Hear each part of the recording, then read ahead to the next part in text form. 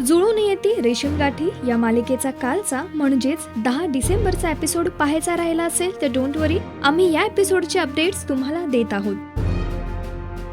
मनोज गावावरून येणार असल्याचा आनंद देसाई कुटुंबात पाहायला मिळाला आणि हे देसाई कुटुंब चित्राच्या हळदीच्या तयारीलाही लागतात.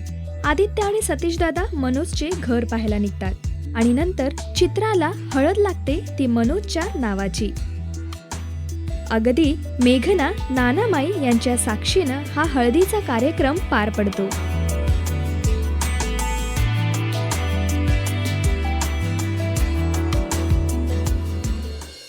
दुसरीकडे मेघना चित्राला लग्नानंतरच्या आयुष्याचे काही टिप्सही देते आणि एकीकडे आदित्य आणि सतीश दादा घराची सजावट करतात आणि मालिकेच्या शेवटी चित्रा लग्नाच्या गेटअप मध्ये दिसते. चित्रा या लग्नासाठी नटून थटून अगदी तयार झालीये.